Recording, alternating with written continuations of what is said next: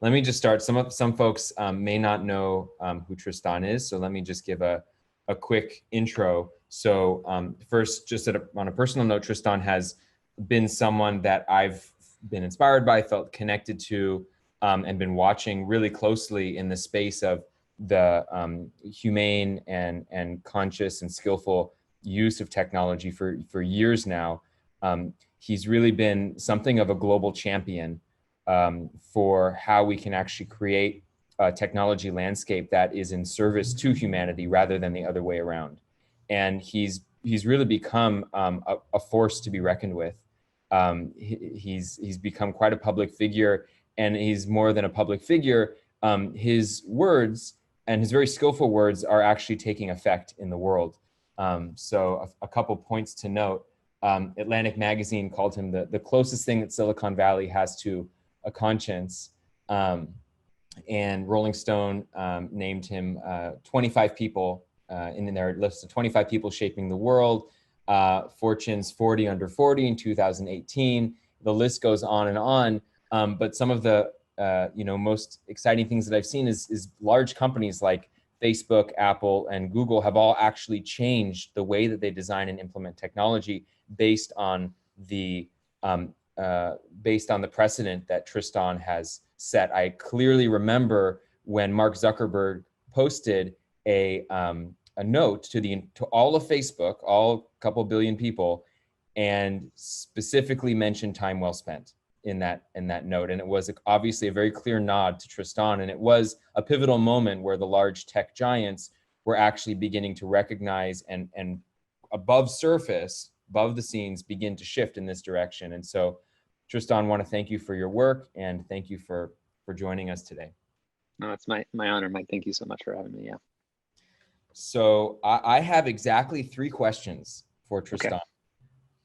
They're questions that could probably each, take a long time to answer or a short time. They're open questions. And then after, we're going to open up to Q&A from the audience. So you all know where that is. We're going to repost the link in the Zoom chat in your Meet PS. And feel free to post questions as we're moving along. And feel free to vote upvote questions that you like. And then when the time comes, I will pull from there. For my own sanity, let me just check my time. And cool. Okay, great. Tristan, hi. Thank you. Thanks again. So I remember one of our early conversations. We were at the Science and Non-Duality Conference.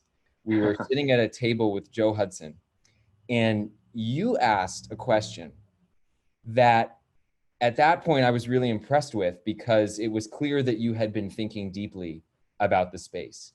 And it was a question that really cut to the heart of some of these core issues that we all are facing. And I've come to nickname that issue sort of the junk food problem. Mm-hmm. And you probably already know what I'm talking about. And the question and the problem is how can technologies that are designed to be healthy, nourishing, humane, good for you, compete with the equivalent of junk food technology when those are essentially using every tactic in the book to, as you would say, get to the bottom of our brainstem, essentially do anything they can to hack our system to get us addicted to those technologies. How can we compete with that as technology designers? Well, yeah, it's a hard, I think it goes to some of the existential questions that we're facing writ large as a civilization, because, throughout history, there were values aligned actors who were trying to do the right thing. Let's say the peaceful tribes who had a good relationship to nature, who were ecologically sustainable.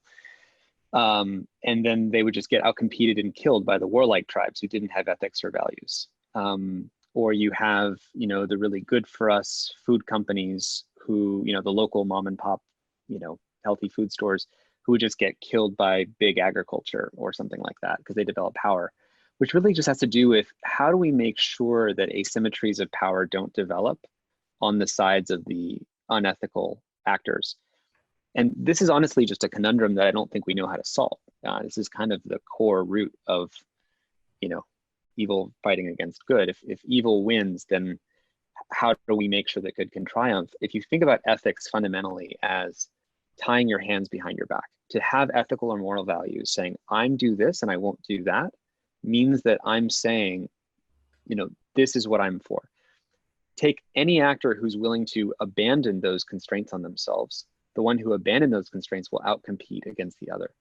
So we have to change the game at a higher level so that those who are acting, with the wisdom that we want are the ones that win. Think about in this community, if you're someone who has a lot of wisdom, people with wisdom often don't go around trying to say the most. They don't go around trying to blab as long as they can. Then you have other people who have certain kinds of instincts to speak as much as possible. The wise people are quiet, and the less wise people tend to speak more. That's another inequality. So if we're talking about with our work the attention economy, that we only have so much human attention, and where our attention goes, and one of the reasons I was so excited to be with you guys for this conference and event is that it's a community that really gets the importance of attention, and it gets the importance of waking up, and gets how powerful attention is if you focus on the negative version of a story versus the positive version of a story, or gets where your attention goes makes up your whole life. How do we have an attention economy that rewards uses of attention that makes the good viral instead of the bad viral? So the race to the bottom of the brainstem problem, I actually have a small set of slides that I thought might be helpful anchoring some of this discussion. Is it okay if I do that for 1 second? Let me just do that. Share. Can you guys see the screen here? Yeah. Okay, great. So this is kind of related to your point. I always do this to sort of set some ground. So we always start by saying, the real problem of humanity at the end of the day is that, as E.O. Wilson said, we have Paleolithic emotions, medieval institutions, and godlike, powerful, increasingly powerful technology. And the real problem here is our Paleolithic emotions. Every spiritual tradition in the book is kind of about how do we wrangle with these, lower parts of ourselves, and how do we be with them? How do we harness them? When I was a kid, I was a magician, and magic is actually all about how do you hack Paleolithic emotions? How do you hack the human mind, human weaknesses, cause and effect relationships, etc.? How do you hack the way people remember things? How do you hack that if you misdirect people, they won't look somewhere else? And while we were all looking out for the moment when technology would cross the line of human strengths and IQ, this is when people talk about in the singularity, this is when it takes our jobs, this is when it's smarter than humans. We miss the much earlier point when technology actually overwhelms or undermines human weaknesses. Not when it overwhelms our strengths, but when it undermines our weaknesses. And what you're talking about, Mike, with the race to the bottom of the brainstem is technology that racing for attention is all about undermining human weaknesses, because those are the actors that tend to win. So here's a couple examples. When technology undermines our cognitive limits, we have 7 ± 2 things we can hold in short-term memory. We feel that as a problem called information overload or distraction, right? When it hacks our dopamine systems, the high fructose corn syrup part of our brain, we feel that as a problem called addictive use of technology. When it hacks our social validation, we feel that as mass influencer culture. Everyone has to be famous, everyone has to get attention from everybody else, but it's just because we're vulnerable to that. When it hacks our confirmation bias, that our attention tends to skew towards things that confirm our existing view of reality because it's so plausible that Trump said that awful thing that I already know he would say, so of course that must be true. We feel that as a problem called fake news. When it hacks our outrage, we feel that as the problem of polarization in politics. And when it hacks the foundations that we use to trust things that had the logo of the BBC on it, that must be true, or that looks like a smart person with a lot of followers who has a clever Twitter bio, that must be the real person. We feel that as the problem of bots and deepfakes. So if you hack the components on the left-hand side, you get the problems on the right-hand side. So the race to the bottom of the brainstem is actors that hack these things on the left-hand side will unfortunately win over actors that try to, do something that's good for us. When you then look at the second order effects of these problems from information overload, you get shortening of attention spans, social isolation, teen depression, breakdown of sense making, and a post-truth world. you start to see how really quickly, when 3 billion people are jacked into technology platforms for hours upon hours a day, even more so now with coronavirus, this creates a kind of an interconnected system of problems that we call human downgrading, because all these problems kind of reinforce each other. Almost like, the permafrost in the Arctic melts faster, the more the albedo effect, the more we get more tornadoes, the more the temperature goes up, et cetera. So there's kind of an autocatalytic effect. And again, we call this problem human downgrading, which is kind of the climate change, the social climate change of culture that comes from the effects of technology. Because prior to this, if you ask, like, what's the problem with technology, people say, oh, we're not using it wisely enough, or there's this privacy problem, or those Russians hacked our election. And that's a cacophony of grievances. We're trying to say that all of those things have to do with one thing, which is the mass undermining of human weaknesses that leads to human downgrading. And so, how do we fix this? If we try to say, on a personal level, well, it's all about how we use technology by ourselves. We should say we should turn off notifications. We should turn our phones grayscale. And these, people should all do small things for themselves to make their life better with technology. But this is very small in the order of the problem. It would be like being in a burning building with climate change and saying, I have an idea, let's ban straws. It's not nearly enough to how much we have to address if we're going to seriously address a problem as big as this, because we're technology in this kind of high fructose corn syrup race to the bottom of the brainstem thing you said, Mikey. We're going to have a more comprehensive solution. We need kind of a systems change. So the real answer is we have to ban surveillance capitalism and the kind of monetization of human attention. And we have to find new ways to create a regenerative attention economy off of an extractive attention economy. You can think of this like moving from the fossil fuel era of energy to a regenerative energy economy. Because prior to this, the how does Facebook? Facebook's worth over $500 billion. How are they worth that much money? How much have you paid for your Facebook account recently?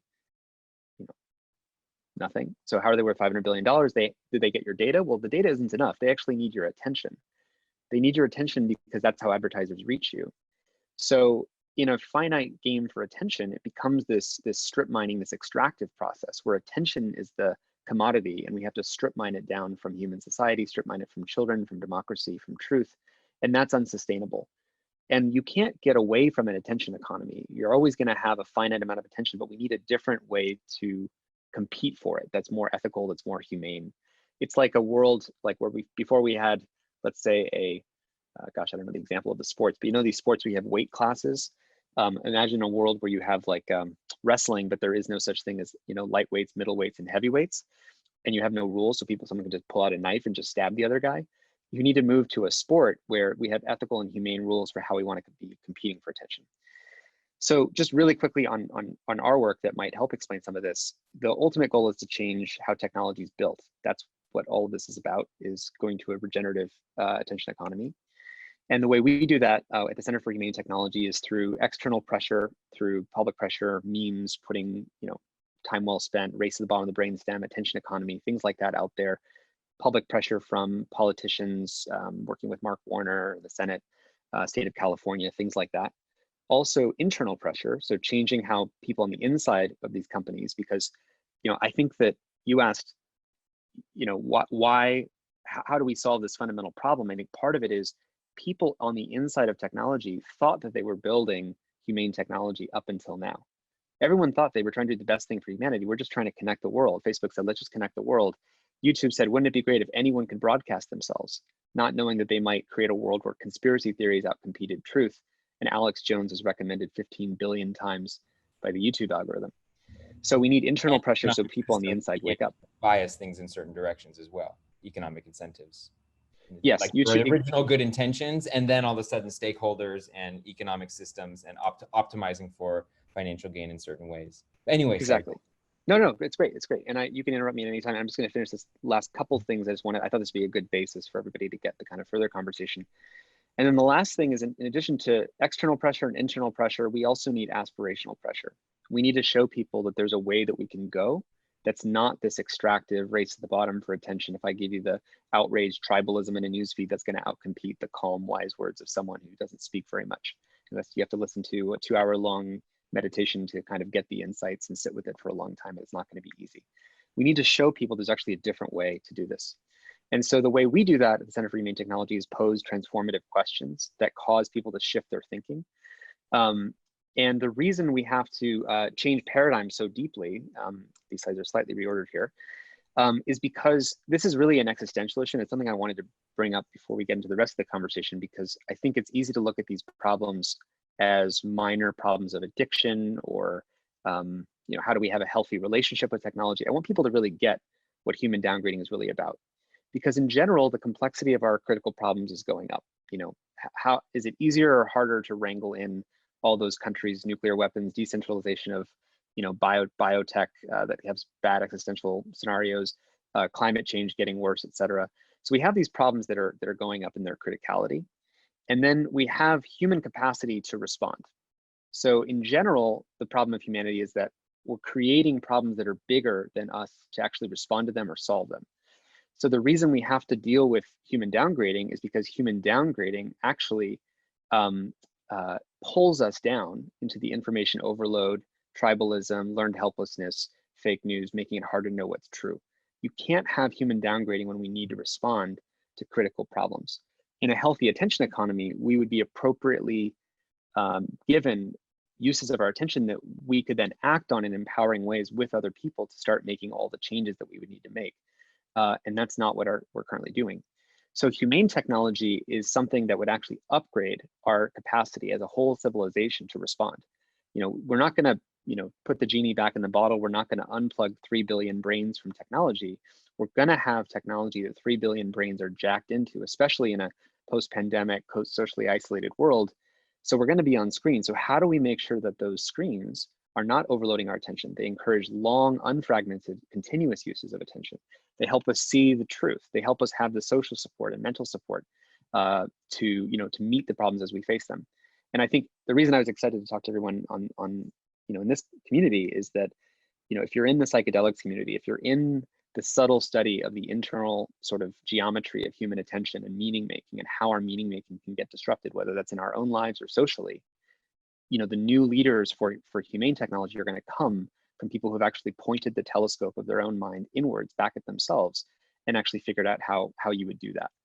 And so this is why we need humane technology. So I think that's all I'll say. I'll just say one thing really quick. We take our model from systems change from a woman named Donella Meadows. Mikey, I think you and I also, one of our early meetings was at a, I don't know if you remember this, an MIT conference with Otto Scharmer on systems change.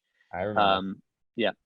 And Donella Meadows is one of our inspirational thinkers. She wrote about how do you change systems, and she wrote about these 12 different leverage points. And the most powerful leverage point to change systems is, you could change the incentives, you could change taxes, you could change financial things, but you have to change the fundamental way that people are thinking that led to this, again, this kind of bad set of results.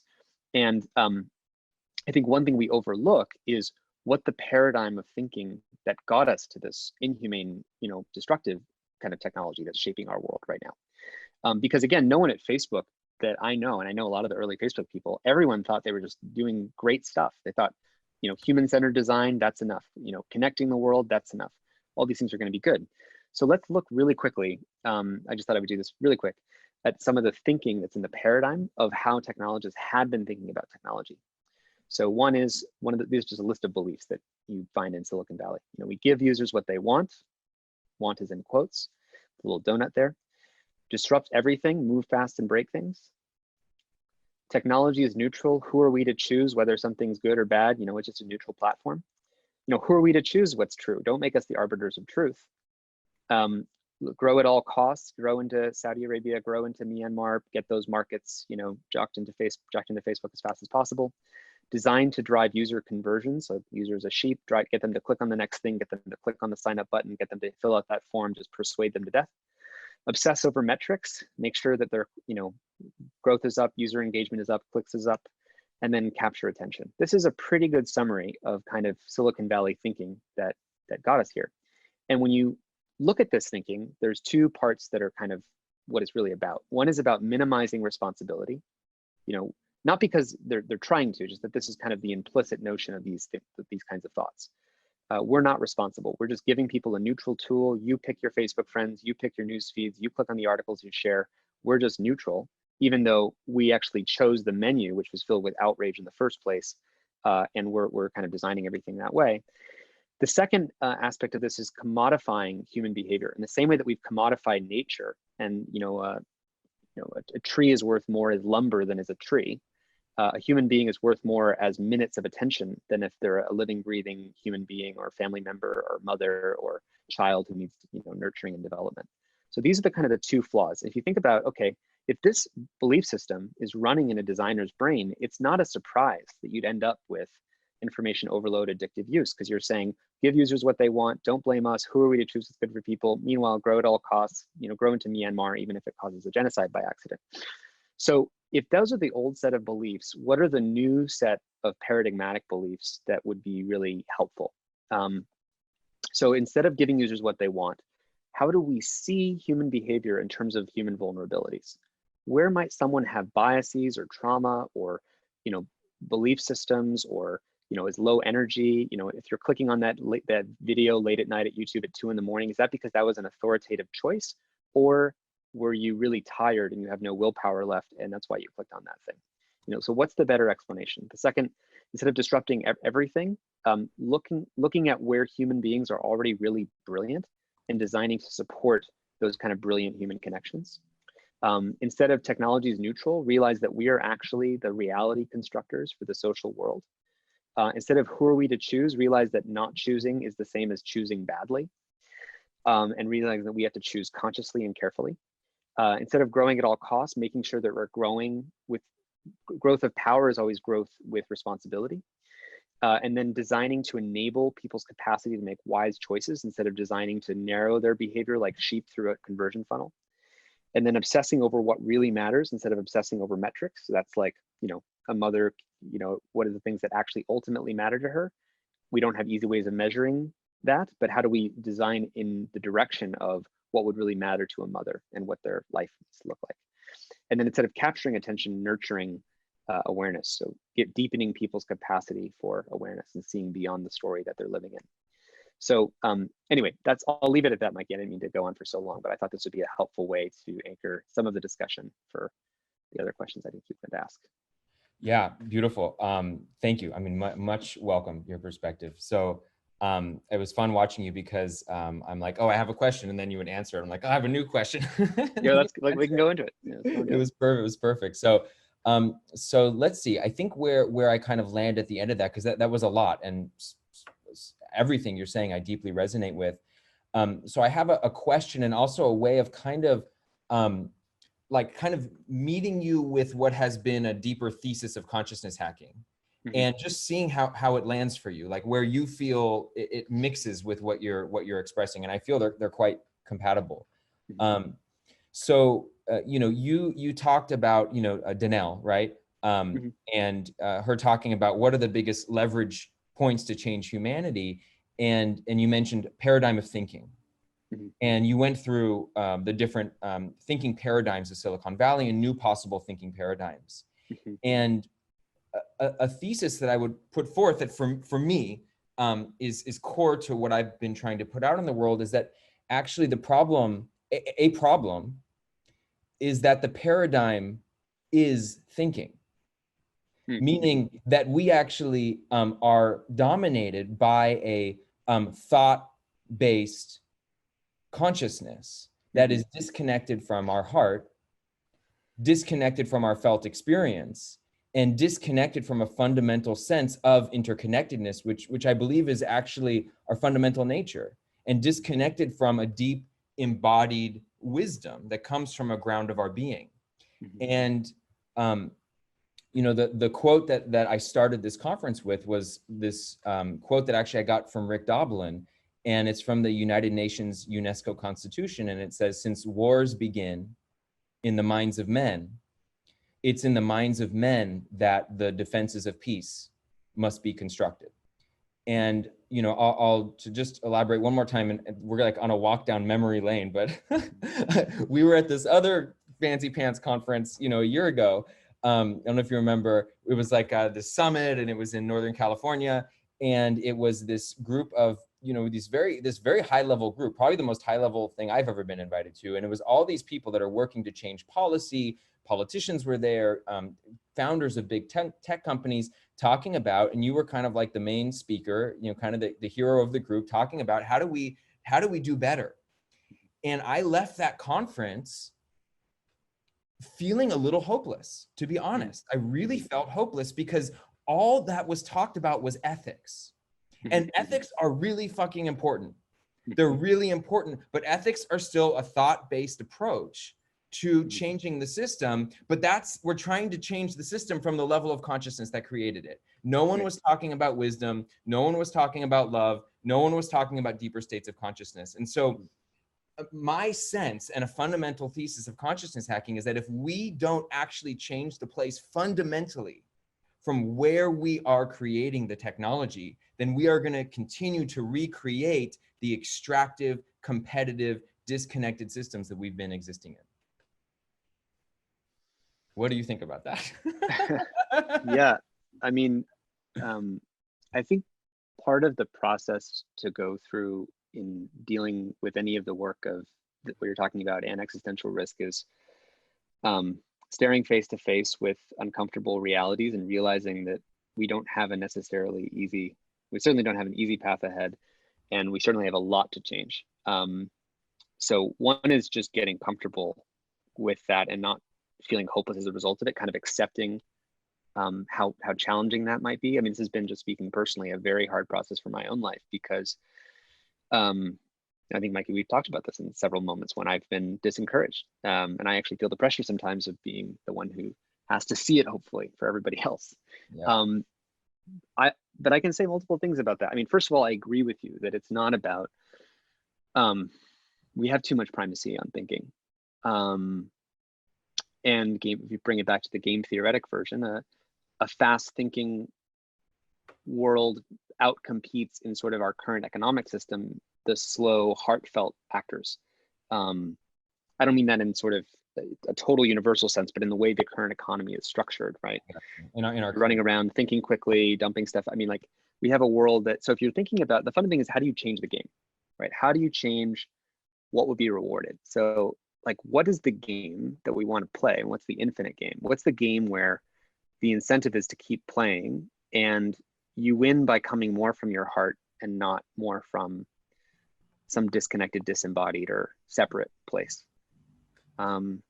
You know, you can imagine a sci-fi version of a news feed that's, you know, you meditate for 10 minutes, and then after 10 minutes, you share some deep reflection about your deepest concern for the world, and you share that, and your newsfeed is just filled with something like that. I'm not saying that's the future of Facebook, is yet another newsfeed just with these post-meditative experiences, but that you start to get a sense of, oh, I wonder what would win or lose in that attention economy.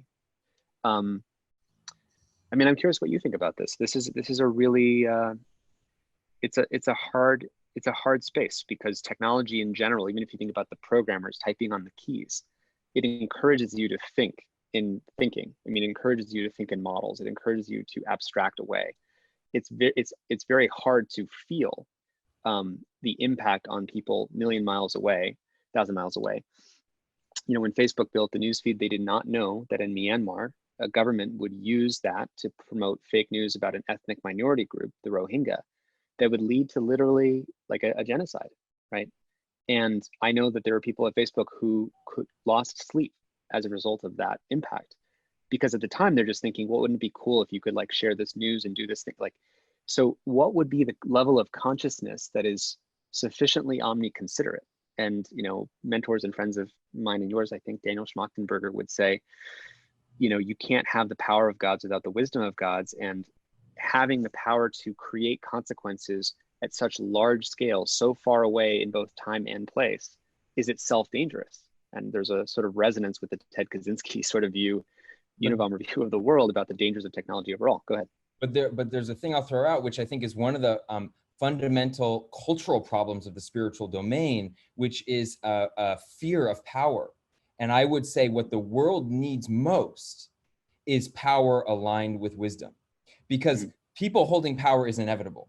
Mhm. Unequally. And so it's a question of what is that power rooted in? And I would much rather live in a world where that power is rooted in wisdom and love than that power is rooted in a disconnected, fear-based desire for control. Right. Well, and then you added that who ends up in positions of power are people who are drawn to power and people who are good at playing the power game, which generally selects for, if you think of it as an evolutionary landscape, people have more sociopathic tendencies who tend to be better at kind of quickly making decisions and not feeling connected to everyone. The more empathic people don't usually make it to the top of the current rat race game. So we have a system that is selected for, I mean, look at the world's leaders, some of the less wise people that you would probably want holding the power of, say, a nuclear button or something like that. Not to be pessimistic, the point is just to sort of recognize this intrinsic power game. I agree, and I'll come in as the optimist. Great. We've seen examples to the contrary. We've seen the Martin Luther Kings, we've seen the Gandhis, we have seen examples to the contrary. And I actually think one of the limiting things, and again, this is my optimism and this is what I try to put forth, is the thing that we haven't seen is the momentum in that direction. I'll talk about it in terms of tech developers, okay? Mm-hmm. I'm a strong believer that the most demanded thing on the planet, the single most demanded thing on the planet, is for people to come home to themselves, to the fundamental nature of their own experience. We call it happiness, call it well-being, call it God, call it whatever you want, but that's what all of us are looking for. That's why we drink. That's why we seek these things. That's why we act out. We're all searching for that. And if we can create ways of delivering that actually meet people where they're at and are skillfully designed, then people will fucking run after it. I don't know why I'm cussing about it. I guess I'm passionate. The thing that has been missing is the people that are actually designing the technology right now have no idea what that is. They don't know themselves. They're not connected to the center of their own being. And so the people that are actually in the positions of power designing the tech, and it's purely a numbers game. And so I'm actually a believer that folks like the transformative technology movement, folks like you, are actually setting the stage for people to realize, wait a minute, if we actually build an incredible kick-ass tech company with the best game designers, the best UI designers, the best people creating incredibly beautiful, elegant interfaces, but are designing it embedded with wisdom, that those experiences could eventually beat out the junk food experiences. We just haven't yet created the ecosystem that inspires it. Well, and I think that, in a time of coronavirus, we always say with our work, it makes all of the problems that we've had with technology even more visible to more people, because we always knew there was something wrong with the kind of connection that we get via screens, with Facebook news feed saying, oh, it feels like it's connecting us and I can see my friends and I can feel connected to them, but then there's something leaving me empty. We used to use the phrase, the difference between full but empty versus full and fulfilling.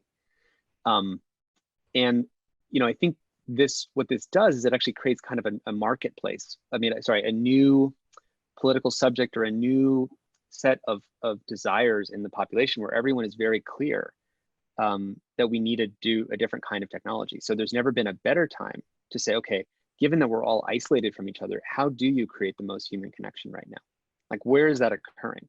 And I'm inspired by the fact that, virtual Burning Man arose, this I don't know if some of you have followed this, but it arose out of some experimentation about how you would do virtual connection in a isolated world. That experimentation is only happening because of coronavirus actually forcing us to say, oh my gosh, we're going to have to do the Apollo 13 thing of how do you fit a round peg in a square hole? And we have to do it while we're in space. There's no other option. How are we going to create, something that recreates some of the Burning Man values, love values, interdependent values from a distance? And I think that's the design challenge. Again, the reason I wanted to speak to people in this community is that it's going to take people who know themselves and know these distinctions, which most people in tech industry do not. So beautiful, Tristan. So we got to end. I'll leave you with one kind of last question, just your kind of quick response. Again, this is like a put you on the spot kind of question, but if you could wave a magic wand, right, you could really have things the way that you want, the change that you would want to see in the world. And especially knowing the audience you're speaking to, right? Imagining that this is a change that we all might be able to help create in the world. What would be the impact of that wave of the magic wand? Oh, You all know that it's a very hard question. I know, I'm sorry, dude. And I would love to empower other people to collectively build this movement. But if you're asking me to wave the magic wand in the fastest possible time horizon, given we're talking to the Awaken Futures conference, and if Mark Zuckerberg did ayahuasca and LSD for probably a month and had a lot of care and a lot of love and a lot of people around him, all, you know, coming from that place, that'd be the fastest way to change the experience for 3 billion people. Amazing. Which I'll take and hear as we need to raise the consciousness of the people in power. Exactly. I mean, listen, I would love to dismantle Exxon, and I would love to just empower the solar people, but you have to take every single actor and move them in the direction. So that's what we've got to do. Everyone's part of the solution. The question is, what are each of us going to do it? Beautiful. Tristan, amazing. I'm sorry. A few people asked questions in the I know there's a lot of questions that we probably didn't get to answer. We were on such a roll that I went for it. Actually, you know what? Let's take. I realized I set my timer for a little bit early. We actually have 2 minutes, so let's at least get to one question. Let's take a look here. Do a quick upvote, people. Quickly look at the questions. Vote for ones that you like. Let's choose our question here. I love this crowdsourcing of Tristan. We should get you on the Meet PS. In the beginning we had a whole crowdsource process of the 4 main categories for this entire ecosystem, and posing for each category, upvoting the 3 top questions defining that category. So we sort of had a whole collective crowdsource process of like 300 people. Okay, let's give you a question. I haven't read it yet, so let's see how this goes. Good luck. Are there any startups poised to comprehensively solve the issues you are raising? I would gladly pay an extreme premium and hand over my devices to an operating system that fully prioritized humane technology. Are there any market-based full system solutions that will go beyond incremental improvements, i.e. Apple's app limits, or apps like Freedom Cold Turkey? Yeah. So, I mean, the reason we have to work with all the actors is that you need change from all levels. So Apple and Google are kind of like the governments of the attention economy. They're like the Federal Reserve that's printing attention bucks, and they don't really care if people are getting attention fraudulently or not. They could actually take some top-down actions that only Apple and Google could do, changing it, for example, from an app store where people are competing to sell apps and get the most downloads, to a help center where you're competing to help people with their lives, and people actually would enter sort of their life values, and then Apple and Google could change the way that the phone fundamentally works to be, and like every app would be competing to help you get those needs met. So for example, if you're like, hey, I am really looking for, actually, I'm not sure if I can do an example right now. I'm a bit tired. I'll say more about that later. The second would be, application developers. I mean, application developers can do some, but fundamentally the hardware and the software of the way your phone and your laptop work are kind of baked. And so it really is an operating system kind of level, unfortunately. I've been really inspired to see people take alternative approaches to social media in the age of coronavirus, things that are sort of inspiring virtual Burning Man. I think Zoom and Zoom video and ways that we could be engaging socially in this time where people are not getting their needs sufficiently met by Facebook is an interesting time to launch a different kind of social network. But there isn't a single thing that can solve all these problems comprehensively. It's going to take a whole systems approach. Cool. Tristan, thank you so much for joining us. Such a pleasure, such an honor. And we'll talk soon, I hope. Thanks, everybody.